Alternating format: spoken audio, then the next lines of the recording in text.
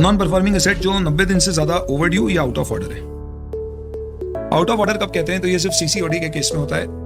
इसमें अगर 90 दिन से ज्यादा तक आपके खाते में पैसे जमा ही नहीं हुए। देखो सीसीओडी क्या है बिजनेस के लिए, कि आज आपने माल खरीदा तो सीसीओडी से पैसे दे दो, फिर उसका माल बेच के पैसा आया तो उसी खाते में डाल, तो ये करंट चलते रहता है। अगर ये डॉर्मेंट हो गया, इसका मतलब 90 दिन हो गए और इसमें 1 रुपया जमा नहीं हुआ है, तो ये आउट ऑफ ऑर्डर मान लेंगे और ये खाता 91st डे पे एनपी हो जाएगा।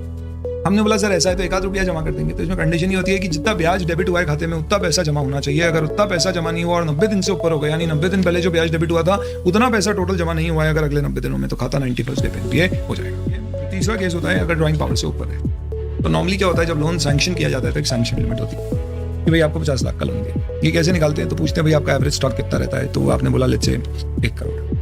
फिर देखते हैं 6 करोड़ के अगेंस्ट में कितना स्टॉक है जो आपने उधारी में खरीदा, उसके लिए तो आपको कोई क्रेडिट की या लोन की जरूरत नहीं है क्योंकि मिली उधारी में। तो वो निकाला गया तो मालूम पड़ा कि इट इज 25 लाख के क्रेडिटर्स है। तो 1 करोड़ में 25 लाख तो आपका उधारी वाला स्टॉक है, तो आपने जो खरीदा है वो 75 लाख है जिसके लिए आपको लोन चाहिए। नॉर्मली इसमें क्या होगा, मार्जिन रहता है कि भैया ऐसा नहीं 100% बैंक फाइनेंस करेगी, कुछ पैसा आप भी लगाओ। तो लेट्स से बैंक ने 20% आपको बोला मार्जिन है, तो 75 लाख में 15 लाख आप लगाओ, बैंक 80% लगा दिया, यानी 60 लाख तक का आपका लोन सैंक्शन हो जाए।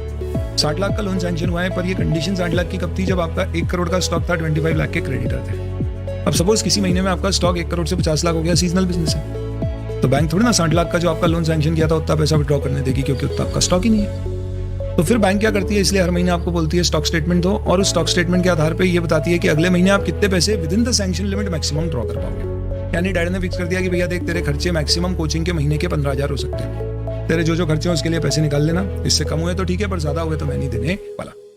तो हर महीने आपको डैड को बताना है कि भाई अगले महीने ये खर्चे होने की उम्मीद है, उस हिसाब से वो बजट हल्के कर देंगे आपका कि चल ठीक है अगले महीने ये लेना। अब जैसे किसी महीने में आपकी पूरी कोचिंग सी खत्म हो गई है तो डैड हो सकता है लिमिट भी कम कर दे। तो सेम इस लॉजिक से हर महीने आपकी लिमिट कम ज्यादा होती है, बट सैंक्शन लिमिट से ज्यादा कभी नहीं होगी। तो अगर आपकी सैंक्शन लिमिट थी 60 लाख, आपने विड्रॉ भी कर लिया 60 लाख, अगले साल आपका अगले महीने आपका ड्राइंग पावर कम होकर 30 लाख कर दिया गया, तो अब आपका खाते को आपको क्या करना पड़ेगा, आपका जो विड्रॉन अमाउंट है वो 60 है पर अब लाना 30 पे पड़ेगा। आप नहीं लाओगे तो 90 दिन बाद खाता एनपी हो जाएगा, यानी ड्राइंग पावर से ऊपर 90 दिन तक रहा तो है एनपी।